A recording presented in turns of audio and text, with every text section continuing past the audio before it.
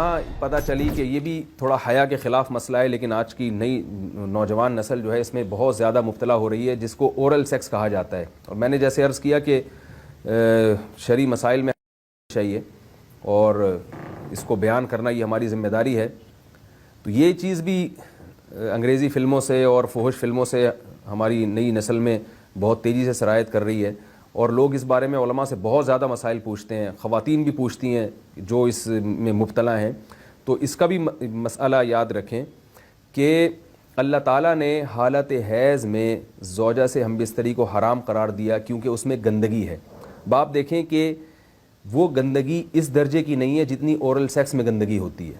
اگر اس میں ڈسچارج ہو جائے بندہ، انسان جو ہم بستری کرنے والا ہے زوجہ سے، وہ منہ میں ڈسچارج ہو جائے، تو آپ سوچیں کہ اللہ تعالیٰ شرمگاہ کو گندگی سے بچا رہے ہیں، جس کی وجہ سے حیض کی حالت میں ہم بستری کو حرام قرار دیا.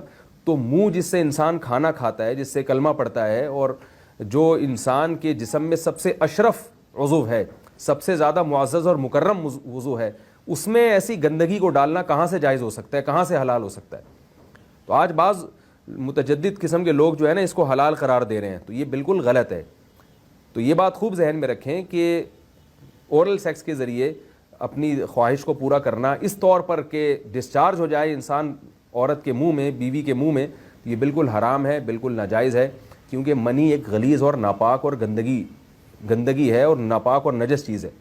بعض حضرات یہ کہتے ہیں کہ منی پاک ہے، مگر یاد رکھیں منی کے پاک ہونے کے دلائل مضبوط نہیں ہیں، منی کے ناپاک ہونے کے دلائل بہت مضبوط ہیں.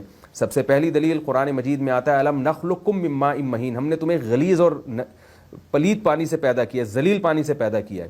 تو اس میں بھی اشارہ ہے کہ منی ناپاک چیز ہے.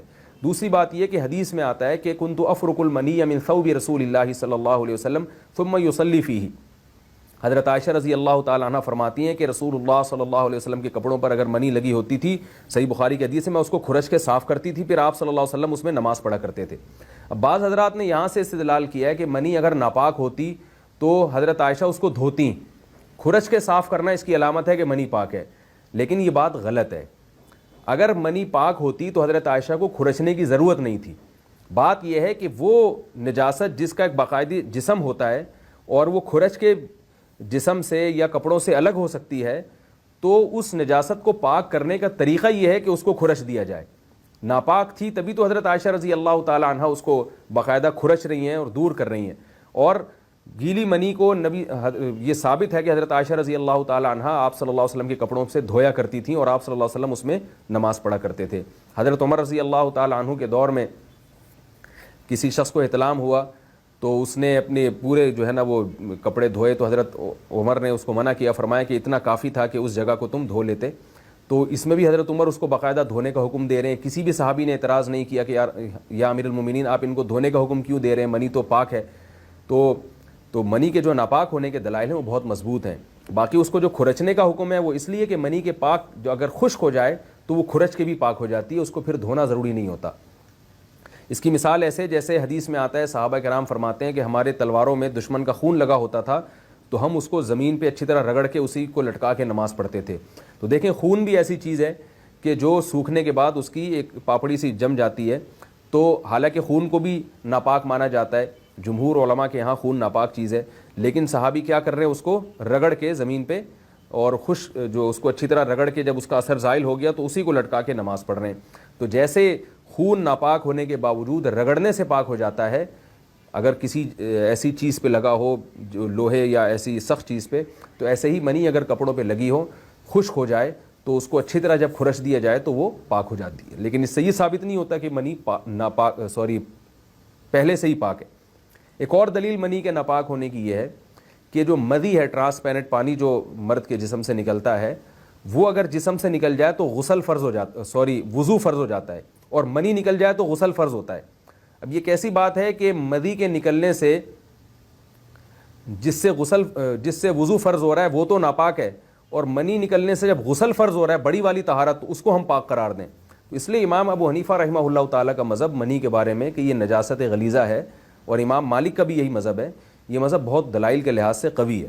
تو اس لیے عورت کے منہ میں ڈسچارج ہونا یہ بالکل حرام ہے، ناجائز ہے، گندگی ہے، اسلام میں اس کی قطعاً اجازت نہیں ہے. اور اگر ان ائمہ کا مذہب لیا جائے جو منی کو پاک سمجھتے ہیں. اس لیے میں یہ عرض کر رہا ہوں کہ بعض حضرات نے اس پہ فتویٰ دیا ہے کہ یہ چونکہ پاک ہے لہذا اگر یعنی کوئی شخص منہ میں بھی ڈسچارج ہو جائے تو یہ بھی جائز ہے. یہ 100% غلط فتویٰ ہے. اس لیے کہ جو حضرات اس کو پاک کہتے ہیں وہ بھی اس کو خبائث میں داخل کرتے ہیں, حرام چیزوں میں داخل کرتے ہیں. اس کا کھانا یا اس کا منہ میں ڈالنا وہ بھی جائز نہیں کہتے. تو اس لحاظ سے بھی یہ ناجائز ہے اور بہت ساری بیماریوں کا ذریعہ بھی ہے. دوسرا مسئلہ یہ ہے کہ اگر کوئی ڈسچارج نہیں ہوتا اورل سیکس کے ذریعے تو اس کا شرعی حکم کیا ہے؟ تو اس کا حکم یہ ہے کہ یہ انتہائی سخت درجے کا مکروہ ہے, ناپسندیدہ عمل ہے. اور اس کے سخت درجے کے مکروہ اور حرام نہیں ہے لیکن بہت زیادہ ناپسندیدہ اور شریعت کے مزاج کے بالکل خلاف ہے. اور اسلامی کلچر میں اس کا کوئی تصور نہیں تھا. یہی وجہ ہے کہ فقہاء کرام کے ہاں اس چیز کا تذکرہ بہت ہی محدود پیمانے پر ملتا ہے. یہ اس کی علامت ہے کہ مسلمان معاشرہ اس چیز سے بالکل بھی واقف نہیں تھا کہ یہ کیا ہوتا ہے. تو یہ چیز غیروں سے آئی ہے, غیر مسلموں سے ہمارے معاشرے میں, جو ان کی موویز دیکھ دیکھ کے, فحش فلمیں دیکھ دیکھ کے نوجوانوں میں اس چیز نے سرایت کیا. ورنہ یہ انسان طبی طور پر اس عمل سے بہت زیادہ نفرت کرتا ہے. کوئی بھی شریف الطبع آدمی ذہنی طور پر اس کے لیے تیار نہیں ہوگا. تو میں پھر بھی یہ کہہ رہا ہوں کہ بہرحال علماء اس کو ناجائز اور حرام نہیں سمجھتے, اس لیے کہ میاں بیوی ایک دوسرے سے جس طرح سے چاہیں استمتاع کر سکتے ہیں, لیکن سخت ناپسندیدہ بہرحال ہے اور مکروہ چیز ہے اور اس قابل نہیں ہے کہ اس کی حوصلہ افزائی کی جائے. یہ اس کے بارے میں ہے کہ جب یعنی جو ہے وہ ادخال کیا جائے اس فم کے اندر, اس جو ہے مرد اس میں باقاعدہ جو ہے وہ تلذذ حاصل کرے. اگر ایسا نہ ہو بلکہ باہر سے استمتاع کیا جائے, جیسے بعض جگہ ایسا ہوتا ہے کہ کیا نام ہے, عورت کو اس چیز سے گھن آتی ہے کہ وہ اپنے منہ میں اس گندگی کو لے کر جائے, تو پھر بعض شوہر زوجہ کو مجبور کرتے ہیں کسنگ وغیرہ پر, تو یہ کم درجے کی کراہت ہے. یعنی یہ بھی ناپسندیدہ تو ہے مگر یہ اس درجے کا مکروہ, اس درجے کا ناپسندیدہ نہیں ہے. دوسری بات یہ کہ یہ جو میں نے پوری ڈیٹیل بیان کی ہے یہ اس صورت میں ہے اس کے مکروہ اور ناپسندیدہ ہونا کہ عورت اس کے لیے ذہنی طور پر آمادہ ہو. یہ بات خوب یاد رکھیں, اگر عورت کو اس عمل سے گھن آتی ہے تو پھر مرد بیوی کو اس کام پر مجبور ہرگز نہیں کر سکتا, کیونکہ یہ نکاح کے جو ایگریمنٹ ہے, مقتضیات ہیں, اس کے خلاف ہے. یعنی یہ اس میں داخل نہیں ہے. عورت اپنے آپ کو ہم بستری سے تو نہیں روک سکتی, مرد جب چاہے گا بیوی سے ہم بستری کر سکتا ہے, عورت کو اجازت نہیں ہے.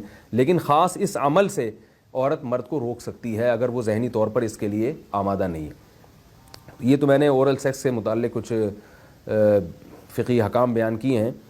دوسری بات یہ, اس کا بھی مسائل پوچھے جاتے ہیں کہ بعض مرد اپنی زوجہ کو مجبور کرتے ہیں غیر فطری طریقے سے ہم بستری کرنے پر, پچھلے راستے پر ہم بستری کرنے پر.